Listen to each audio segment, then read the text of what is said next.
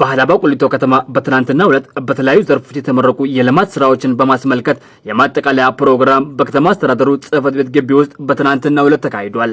በሃላባ ቁሊቶ ከተማ ህብረተሰቡን በማሳተፍ የተሰራ የሚገኘው የልማት ስራ ተጠናክሮ እንደሚቀጥል የተገለጸ ሲሆን የብልጽግና ፓርቲን አደረጃጀትን ለማጠናከር የተጀመሩ ስራዎች ቀጣይነት ሊኖራቸው ይገባል ተብሏል። በሃላባ ዞን ሁሉ አቀፍ የልማት እንቅስቃሴዎች ላይ አስተዋጽኦ ላበረከቱ አካላት በዕለቱ የምስጋና ሽልማትም ተበርክቶላቸዋል።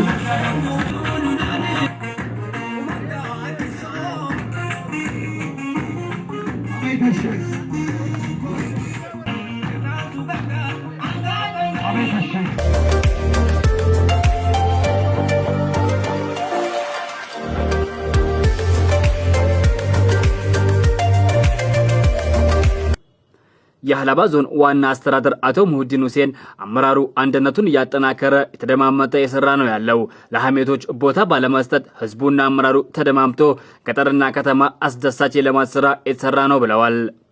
አንድነቱን እያጠናከረ እየተደማመጠ እየሰራ ነው ያለው በጣም በትግስት የሚያጠፋ ካለም በትግስት እየተመከረ ምናምን ይሄ መልተመቸኝም ብሎ በራሱ ጊዜ ከሚወጣው ውጪ አመራሩ በጣም በትግስት ትንሽ አቅም ያነሰውን አቅሙን እየተገነባ ባህሪ ችግር ያለበትን ባህሪውን እየታረመ ልማት ላይ ብቻ ትኩረት በመስጠት ከዚህ ቀደም የነበሩ መገፋፋቶች፣ መከፋፈሎች፣ ሐሜቶች ቀርቶ አመራሩ ልማት ላይ ነው ያለውና አንዳንድ ይሄ ደግሞ ያልተመቻቸው እዚህም እዛም ዝም ብሎ ጸብ ምጭሩ አሉ። እነሱም ቦታ የሚሰጣቸው አይደሉም። ከዛ ውጪ ያለው ነገር ህዝቡም አመራሩን እና ህዝቡ ተደማምጦ ደስ የሚል ልማት ገጠሪም ከተማም እየተሰራ ነው ያለው።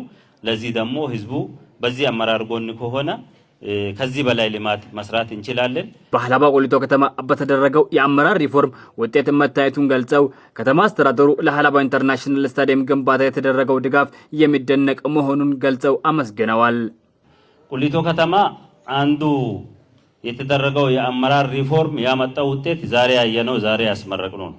አመራሩ ከፊት ለፊት አመራር ጀምሮ ሪፎርም ተደርጓል። እሱ አመራር ተንቀሳቅሶ ያመጣው ለውጥ ስለሆነ አስተባብሮ ያመጣው ለውጥ ስለሆነ ለነዚህም የቁሊቶ አስተባባሪዎች አመራሮች አንድ ምስጋና ስጥልኝ። በመቀጠል አንዱ እዚህ መተን ያየነው እኛ ያልሰማነው ያልጠበቅነው ሰርፕራይዝ ነበረ። በግልም በስታዲየማችንም የተደረገው ሰርፕራይዝ ስጦታ በጣም ትልቅ ስጦታ ነው። ቁሊቶ ከተማ ሰላሟን ጠብቃ ልማቷን እያሳደገች ከጊዜ ወደ ጊዜ ለውጣን የመጣች ያለች ከተማ ስለሆነች ሁላችንም እንደ አይን ብሌናችን መጠበቅ ስላለብን በዛ ልክ መስራት አለብን ማለት ነው። እነዚህ የመንግስት አቅጣጫዎች ናቸው።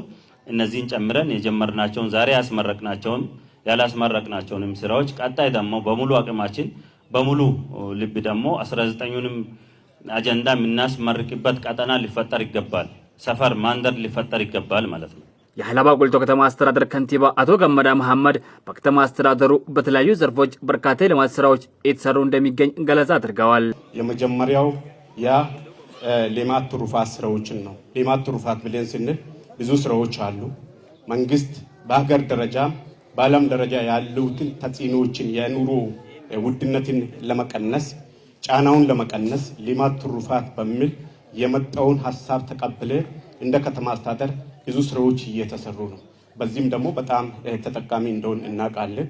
በዚህ መነሻ ሆነን እንደ ከተማ አስተዳደር 22 መንደር አካባቢ ላይ ካሉን መንደሮች 22 መንደር ላይ የዚህ የልማት ትሩፋት በተለይ የዶሮ እርባታን በተመለከተ በሰፊው የማልማት ስራ ብቻም ሳይሆን እንቁላልን የማቅረብ ተርፎ ከቤትም አልፎ ለሌሎች የማቅረብ ስራ እየተሰራ ነውና ጎን ለጎን የኢኮኖሚውንም የማህበራዊውን ተጠቃሚነትም ጭምር ችግሮችን መቅረፍ ብቻም ሳይሆን የኢኮኖሚን ተጠቃሚ የሆንበት ሂደቶች አሉ።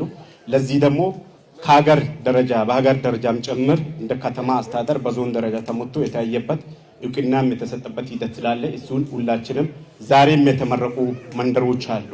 ስለዚህ ዛሬ ተመርቋል ብለን ዝም የምንለው ሳይሆን ያልተመረቁት የሚመረቁበት የተመረቁት ደግሞ አጠናክረን የምንቀጥልበት ሂደት ይዘን መሄድ አለብን የሚለውን ለማንሳት ነው። የአካባቢው ሰላም በመጠበቅ ጸጉረ ልውጦችን በመከታተል በየብሎኮች የተጀመሩ ስራዎችን ማጠናከር እንደሚገባና የሰላም ጉዳይ የሁሉም ጉዳይ ሊሆን ይገባል በማለትም ከንቲባ አቶ ገመዳ መሐመድ በዕለቱ ሰፋ ያለ መልእክት አስተላልፈዋል። ሰላም ትልቁ ነገር ሰላም ነው። ሰላም ላይ እንደ ከተማ አስተዳደር ሁሉም ባለበት አካባቢ ትኩረት ሰጥቶ ማየት መቻል አለበት። ከሰላም ሊበልጥ የሚችሉ ነገሮች የሉም። በየአካባቢያችን በየሰፈራችን ጸጉረ ልውጦችም ሊኖሩ ይችላሉ።